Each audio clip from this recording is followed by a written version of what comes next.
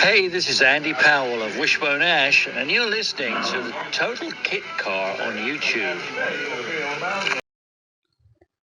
Hi, welcome to the Total Kitcar YouTube channel. My name's Steve Holt, editor of TKC Mag and totalkitcar.com.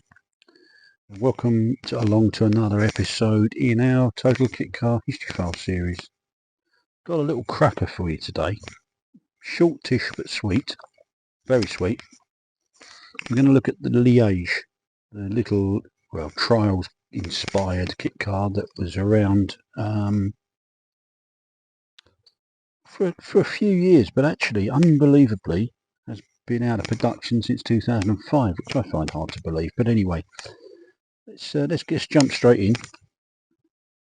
Neil's going to put some photos up of the Liège if it's one you've come along in the recent years and you're not familiar with Liège being anything other than a Belgian city. But Liège was a beautiful jewel-like little car, created by a nice chap called Peter Lee Davis. Although when he began making kit cars, I guess for purposes, simplicity purposes really, he dropped the Lee part of his name and was known as Peter Davis. Peter is a gifted engineer, car restorer, race preparation expert. He loves Ginettas. I think G4s and G12s are his passion, and a keen motorsport enthusiast. And he's a very handy peddler. And I think he still owns it, a very notable G4, and he's had that since the mid-60s. And he campaigns that and uses it on rallies, I think, to this day. He's enjoyed a lot of success, circuit rallies. I think he got an entry in that G4 on the iconic Targa Florio in Italy in 1972, and he's campaigned the car on other very high profile events: Barcelona 1,000 kilometers, Himalayan Rally, right down to the iconic Exeter Trial. Now the Trial gives a clue to it isn't just a trials car. It's a very capable, sweet little road car, but it's got that sort of trials feel that cannons and trolls and Delos indeed had. There's much more to it than that. It first came to him, the idea for the car, in the 80s, I think, and he was impressed by those conventional trial cars made by Michael Cannon. I think Alex Francis and Bill Harris of Alexis were an influence, and Julian Fack, who's made famous for the facsimiles. And when he decided to build his own kit car, he was attracted to that genre of underdog post-war sports all-rounder, really. The prototype was devised or created in an old forge next to his house in Bidford-on-Avon, Warwickshire, although Peter later moved and traded from a little workshop in, I think it was Cracombe, which is near Pershore, across the border in Worcestershire. Once he'd built that prototype, it became very clear early on that the Liège was ideally suited to use on the hills. I think the origins of the model's name have often been speculated about. The Liège moniker came from Peter's liking nothing more than his liking and passion for the very historic Marathon de la Route, which is also known as Liège-Rome Liège rally events run by the, crikey, was it the Royal Motor Union of Liège between, now this is going to test my fading grey matter, 1930, 1931 to about 1960, I think. And then they changed it to Liège-Sofia Liège. I think they did another 4 years of that. The event was considered to be the toughest round of the old European Rally Championship, which was the predecessor of the WRC until 1973. And it was a really sort of regarded as a real tough slog of, crikey, 3,200 miles, real test of endurance. I think there was famously or infamously 1 hour rest periods for drivers, which were sandwiched by monster bouts of 92 hours of non-stop driving. Unthinkable now, really. And it was on public roads as well. I think the speeds became overly dangerous and concerning for the authorities, as they would. And they wanted the cars to be slowed down.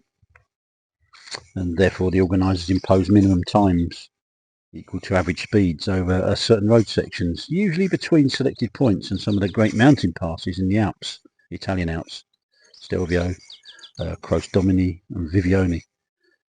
Yes, as I mentioned earlier, Peter was a big fan of those events, and that's why he christened his car Liège, in their honour, really. Although he left out, I noticed that I never asked him, but he left out the grave accent on the first E, you'll note.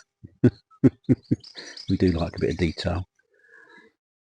And he also, not only that, but Peter ran those cars with his friend Carol Berry, who was Evesham based and ran the Guild of Motoring Endurance. And back in the 90s and noughties really, they devised a series of Liège inspired and based rally tributes to those old events, and always extremely popular with kit car enthusiasts.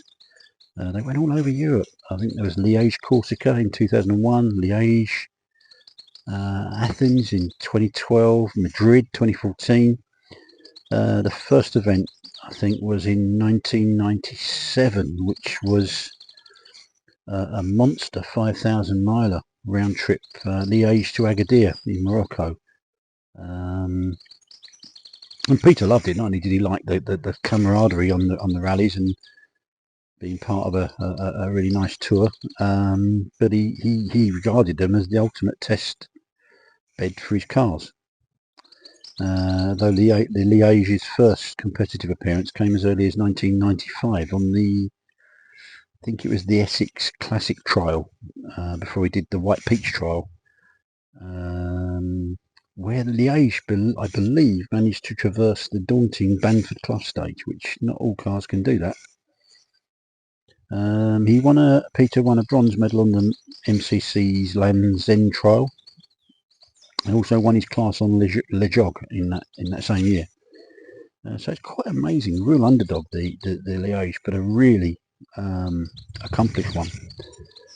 I think 1996, this kind of preceded the Guild of Motor Endurance trips. He went on a 6,500 mile trip to Morocco, which I think he wanted to show its true credentials, which I think no messing around there. As a result, the car attracted the attention of the Daily Telegraph Saturday Motoring Supplement, which I think they put it on their front cover in, I think, between Christmas and New Year 1996, if I remember rightly. Before going into production, Peter approached Reliant to see if they'd like to take it over, but they didn't. I think they seemed quite keen initially, but they didn't proceed with any sort of further. You never know, that might have saved Reliant if you think about it. But, and crucially, they did agree to supply him with the brand new components that he needed if he decided to go it alone, which he did. And so he began offering the Liège in kit form. So it used that beautiful little Reliant all aluminium engine. Complete, and it was a complete kit. Price was set at £10,000, and that included all the brand new Reliant parts. I think it was 5,000 if you supplied your own donor components. I think by the time production had ended in 2005, the consensus seems to be that 57 Liège kits had been sold. But I remember featuring Autocar in 2019 in an interview with Peter, talking very enthusiastically about his car, as he should. And then he mentioned that he still had the moulds and jigs, and at that time had 3 chassis remaining. So you never know, it's possible that production could have crept up to 60.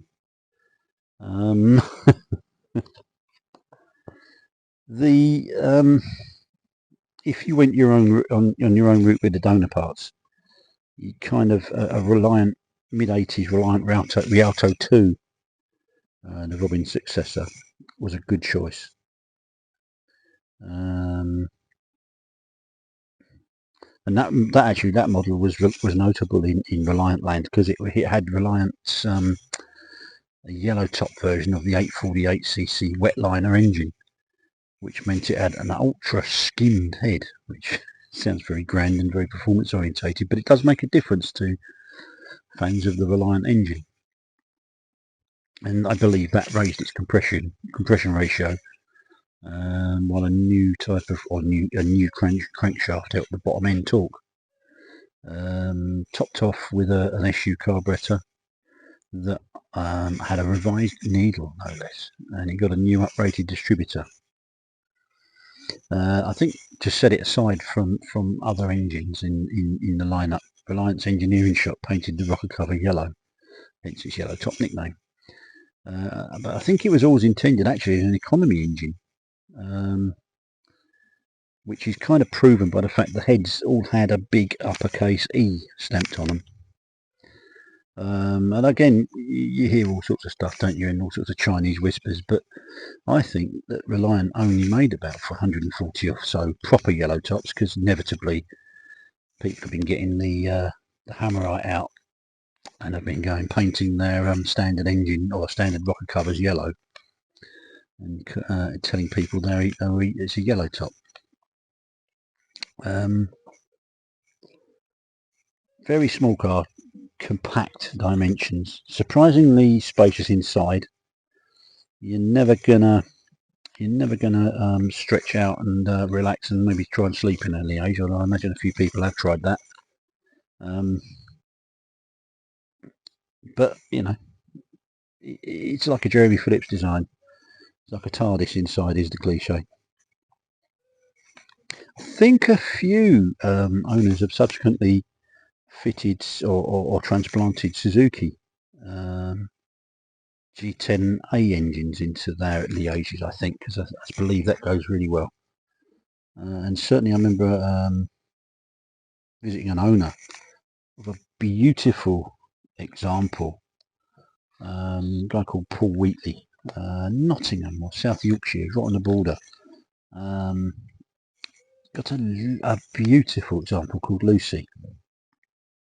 Did a feature on that in the magazine in 2023. It was our 20th year issue, anniversary issue, I think. So I should remember that one. I think it's surprising and probably indicative of how well built or how well devised the Liege was, that a high percentage of those cars still exist, and that's really good to hear.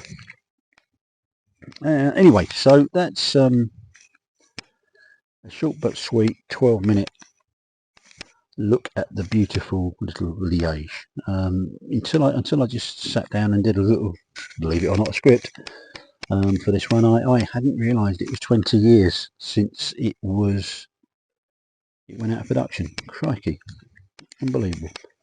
Time flies when you're enjoying yourself.